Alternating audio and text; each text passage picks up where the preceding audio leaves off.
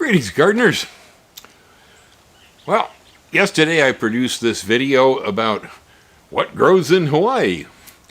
Well, I started thinking about it last night, and I was going, probably should talk about seasonality here. Sure enough, I had at least two of the viewers chime in and go, "Hey, Bill, well, do you have seasons in Hawaii?" Well, sure.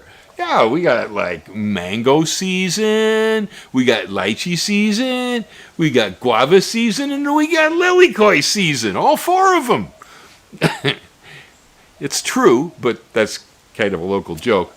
But seasons, when the tourists say, "Hey, do you have seasons here?" We don't have seasons in Hawaii, right? Well, there's snow on the mountain today. And I'm afraid the clouds moved in over it, and I didn't have my camera this morning when I saw it, but it's gorgeous, and we do get that here. It looks like it's probably above 11,000 feet today. Bright, white, glowing in the sun this morning as I drove into Hilo. Gorgeous. Up there, they're having a season. And so if you take in consideration what I said yesterday about the elevations here in Hawaii, the elevation changes, then if you're up high, you get very distinct seasons. If you're somewhere in between, you definitely get seasons, but not as intense.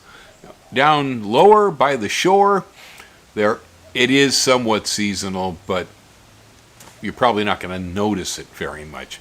If you're down, say, in Hilo, or down in Kona on the other side, it's warm year-round. But you can tell by what's in season in your garden or at the farmer's market that Hawaii definitely has seasons, despite the fact that this is a tropical environment. It's a tropical environment with huge elevations and snow. Okay. But tropical fruits, a lot of them are seasonal. My pineapples only bear about 2 months a year. Rambutan comes in for about 30 days every year. With one variety of avocado here, I get avocados for maybe 3 months out of the year, and that's it. I'm working on getting other varieties that will, balance that out.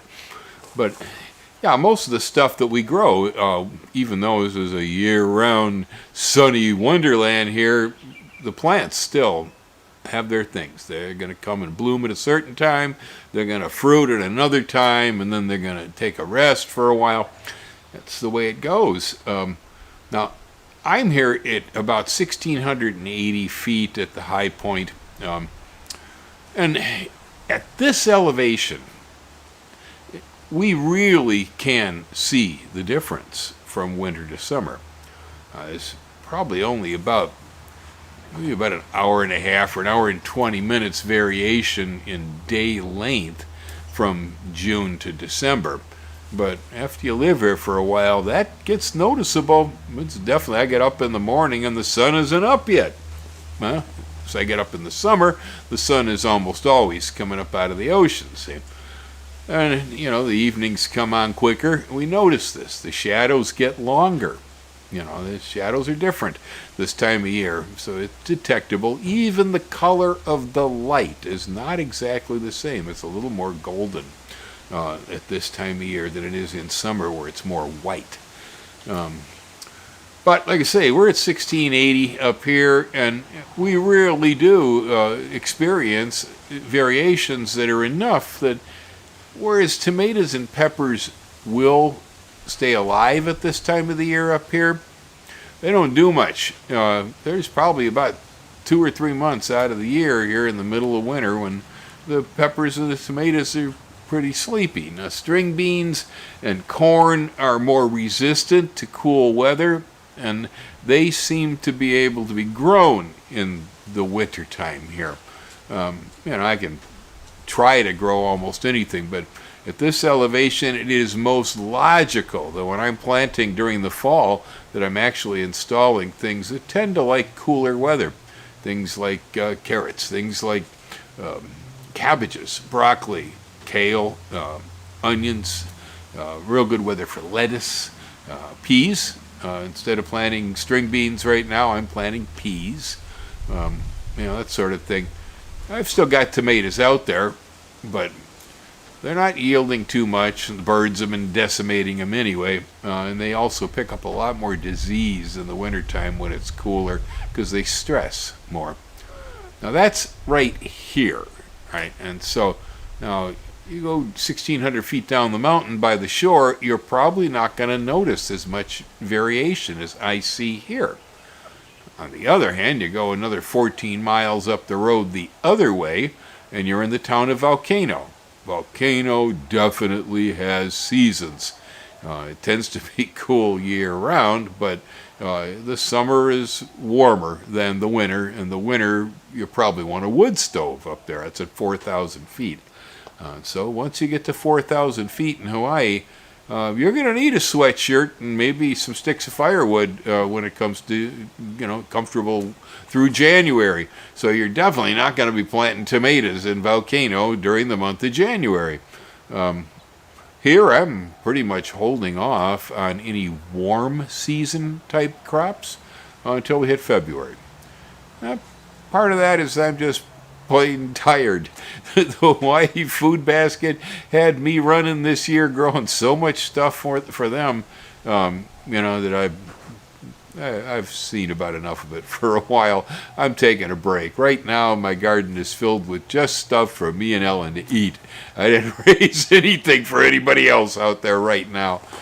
Come spring, we'll start increasing the crop size again, and I'll be raising stuff so I have surplus, and all that. But even the green garden guy can get tired of gardening every once in a while. So I'm taking advantage of the fact that it really is seasonal here. We have seasons in Hawaii. The tourists who come here from Portland may not notice that, but they're here, and if you live here, after a while, you're going to see them. Trees react different. A lot of plants will actually lose some foliage at this time of the year. This is the first time ever that my apple trees here on the farm actually went dormant and dropped their leaves. I am so excited. I don't know why they decided to do that now, but they did, and it's a real good timing. It's January, and the leaves fell off. I mean, what more do you want out of life, right? That's the time an apple tree is supposed to drop the foliage. And so I am looking forward to a fairly good crop of apples, or at least a good bloom this spring, since the tree will get some proper sleep. In the past, it just never seemed to know what time of year it was, and so, it'd bloom here, bloom there. I'd get 2 or 3 different light crops of apples off the tree at odd times of the year. It was quite confused. It's a Dorset Golden, by the way, in case you're curious what I'm growing. That comes from the Bahamas. It's actually a very good apple. I rate it well. I'm also growing Ein Shemer from Israel, which is, I don't care whether it's low chill or what, it sits high in my list of apples. On a 1 to 10 scale, I give an Ein Shemer at least a 7.5. It's a good apple. So the seasons are showing. My apple tree dropped its leaves. So what more do you need to know? That yes, it's winter. The leaves fell off your tree. Oh no, your apple tree's dead. The leaves have fallen. No, it's not dead. It's winter. Yeah. That and the rain over here has been foreboding. It's been so much rain. Actually, about the first 4 or 5 days of the new year, of January, were beautiful. Oh, it was sunny and warm. It was very nice. And then it started raining after about the 5th or 6th day of the month, and it kept raining until a few days back now, finally quit. Well, so in approximately a 2-week period, we got 74 inches of rain. Yeah! You want to know what time of year it is? It's rain season here. How'd you like that? Most people don't even get 74 inches of rain in an entire year. That is actually approximately 50% of our entire year's rainfall that came in 2 weeks' time. Well, the same thing happened there, last year with Hurricane Lane, So we can make sense out of what I got here today. Let's say if you live below 500 feet on this island, growing tomatoes year-round will probably be a fairly easy thing to do and reasonable. If you live at 1,600 feet like I do, yeah, maybe, but probably not worth it. Better off to switch to cabbages 3 months out of the year and leave the tomatoes alone for now, because they're going to grow so much better when spring starts to come on.